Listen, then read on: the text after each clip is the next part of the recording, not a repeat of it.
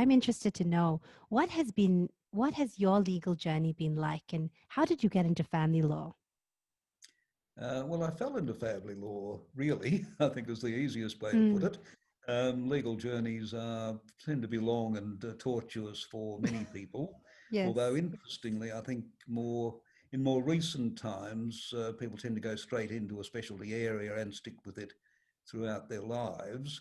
I had the great advantage of starting life as an industrial advocate on the national scene, working for employers. But that involved a great deal of national travel. And when I had a young family, I thought, well, I can't keep doing that. Mm, So I joined a private law firm and then started this rather strange career in white collar crime inadvertently mm, because a client of mine was the first person to be arrested under the new criminal sanctions provisions of what was then the Australian Corporations Law, and we had a stunning success. So wonderful. every white collar criminal in Melbourne then wanted me to act for them. So that occupied me for a while, and also general practice in various areas with a little bit Mm, of matrimonial causes. But then in 1975, the Australian Parliament legislated the Family Law Act, which was due to come into operation and did in January 1976. And at that time, I was doing a bit of part-time teaching at the Leo Cusson Institute, which was the practical legal training program for graduates to prepare them for admission to practice. And the subject I was teaching at the time, which was crime, surprisingly enough, didn't fit into my timetable. And I said, look, I need the money. I've got a young family. Could you give me something else to do? mm. And they said, well, we've got this new family court thing starting next year. Would you like to teach that? I don't know anything about it. They said, that's all right. Wow. Nobody else does either.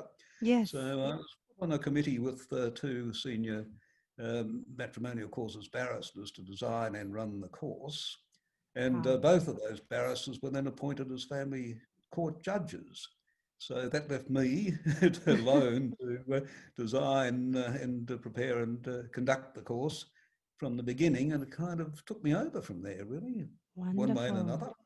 And eventually it became all that I did. Amazing.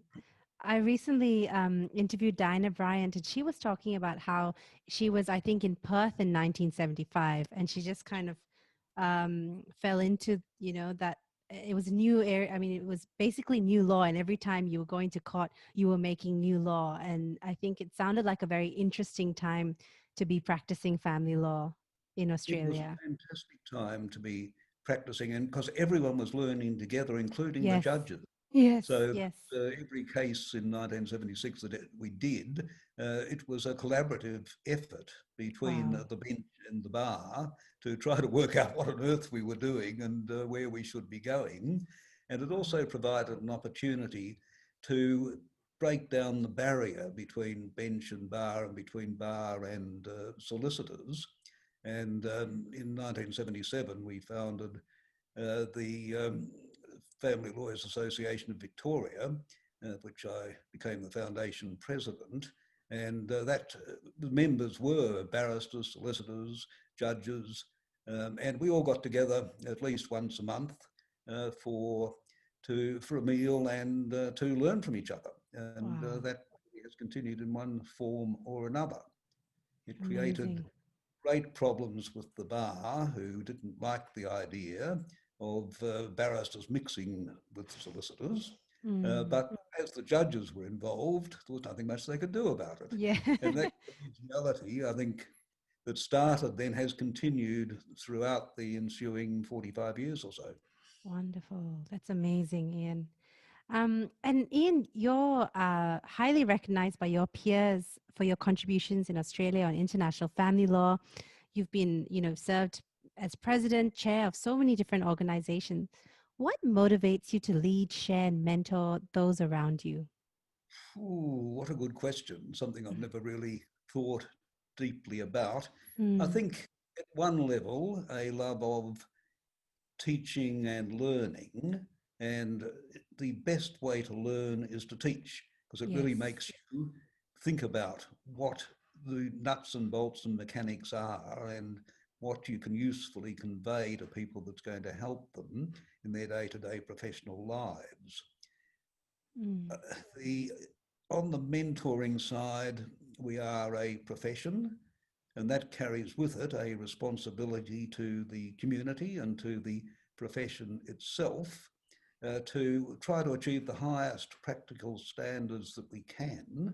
And continuing education is extraordinarily important to that, and mentoring within um, one's firm is a major part of that, to Yes. make sure that as a firm we keep up the highest standards that we can and perform at the best level, and provide the services that people are entitled to expect from us with an appropriate level of integrity and professional ability.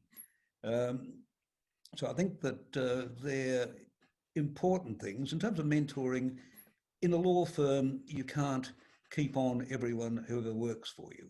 And over the years, I've had many people who I have had under my wing and mentored, who've gone out into the broader profession, either to the bar or to the bench, or to found their own firms or to join other firms.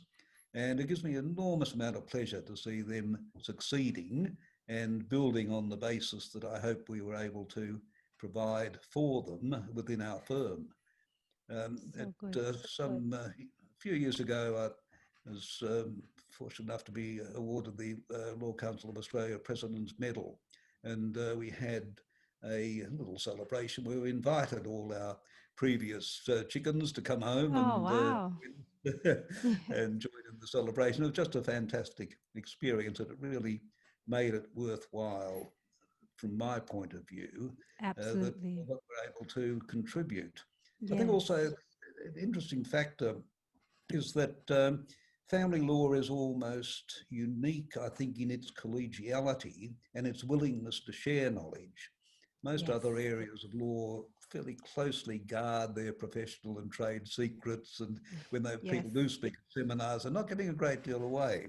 In Yes. family law, it's all put on the table, and everyone's very, very willing to share their experiences, their knowledge, their ideas, and that, I think, is very much a part of that whole impetus for wanting to be involved in continuing education, in mentorship, and being part of that broad family law family Yes. that I think makes such a huge contribution. And wherever you look in the world, that is the case. Yes. But whichever jurisdiction you happen to be in, that is a very common aspect of the family law jurisdiction.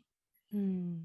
It certainly is the case here in Singapore as well. I think it's just, it's a very approachable, it's a, if I have any issues or a concern about a case and I just want to bounce ideas off, just call either, my mentors or fellow colleagues, and then they're more than happy to share, whether it's precedents or whether it's like, oh, I had this case and this is what I did. And it's very nice. It's very nice to Yep. have that. And I Yeah. can attest to that from my own experiences with Singapore. So it is a very good legal Yes. environment there.